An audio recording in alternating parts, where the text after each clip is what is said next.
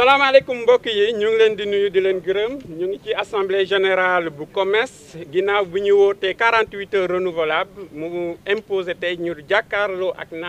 naataango yi nga xam ne ñoo ñu fal wax leen li jukkee li ñu jëlee ci réunion bi ñu am ak waa ministère de la santé. liñ daan revendiquer ñeenti poñ la poñ bi ci njëkk bi ci gën a ñàkk solo mooy paiement de bourse de spécialisation ak prime stage rural ndax loolu xaalis la te loolu yaakaar naa moo gën a ñàkk solo ci li ñuy xeex. ñaareelu poñ bi may xuus ci très rapidement mooy question prise en charge médicale pour les collègues DES dans les hôpitaux publics du Sénégal. ñun mënuñu nag ay docteur di faj askan wi guddi ak bëccëg di fanaan hôpital di def liggéey bi yépp alors que ñun ñii suñ feebaree suñu prise en charge ministère de la santé mënuñu ko jëlal alors que fay ñu salaire mais fay ñu dara loolu nag ministère de la santé amagu ci tontu nee na mënagu ko ñu ne leen nag loolu nag question la boo xamante ne amul layam-layam yi amul bayal-bayal waaye di ngeen ci indi tontu ci lu gaaw a gaaw donc mu nekk point boo xamante ne amagul saafara ba léegi. ñaareelu point bi mooy prise en charge motivation hospitalière bi nga xamante ne moom la texte yi wax ñu ne recette hôpital bu nekk 25% bénéfice yi dafa war a dellu ca ñàkk liggéey. ñun ñu jàpp ne suñ constitué 80% ci statistique médecins yi ci biir l'hôpital public du Sénégal muy ay Dantec CTO hôpital Pikine Dalal Jamm Diamniadio et cetera ak région yi xaalis boobu warul dem ci ñeneen te dee si bokkuñu ci. dafa nekk injustice bu commencé yàgg te dafa tàyyi nag dafa doy ñu ne loolu mënatul continuer motivation hospitalière dañ cee am droit ndax ñun ñoo ko liggéey mënuñ ko séddoo ak ñeneen bàyyi ñu.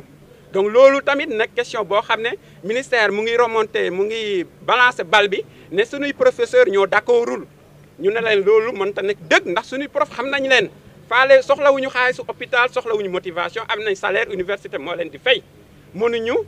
poser donc nekk problème par rapport à la motivation hospitalière mu nekk réponse boo xam ne jàpp nañ ne amul fu mu taxaw donc ci résumé ministère de la santé indiwul saafara ci motivation hospitalière ak prise en charge médicale effective des DES mu nekk ñaari poñ yoo xam ne amul négociation on ira jusqu'au bout et il faut ñu indi ci saafara lu mu gën a gaaw sinon on continuera ce combat jusqu'au bout. ci lu wér ci lu wér. ñeenteeli poñ bi ci des dañoo ne comme bu ñu demee hôpital dañuy considérer comme de simples étudiants alors que ñu ñëpp bac plus 8 la ñu am bac plus 10 bac plus 14 ñu jàppee ay xale. suñ demee faculté ñu ne ay étudiants ngeen wala ay stagiaires ngeen ñu ne leen faw ñu def kayit bu tënk la ñun ñooy ñan loolu mooy statut des médecins ñun nag laajuñu statut bi pare dañoo ne nañ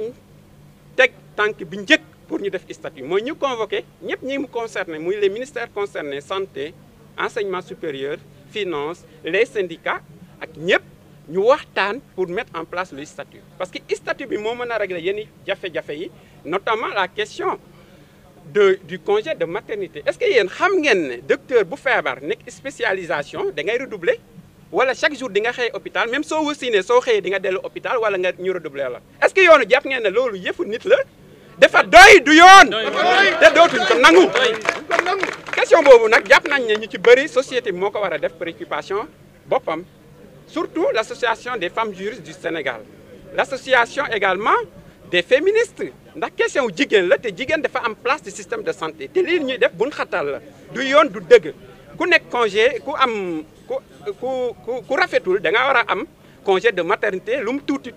ñaari weer mën a dellu sa liggéey loolu yàqul dara ci formation 4 ans donc loolu la ñuy laaj li ci des nag ñu ne bu ñu demee suñu base wax leen compte rendu bi base bi dafa décidé ne jox ñu mandat ne continuer na xeex bi bu mu gën a saf moo tax tey décrété nañ 72 heures renouvelables. Prochaine assemblée générale samedi lay doon devant le ministère de la santé parce que tey dañoo ñëw Dantec ñoom ñu woo administration hôpital bi ne leen point de presse bi bu mu fi amee moo tax ñu yéex a démarré ñu ne leen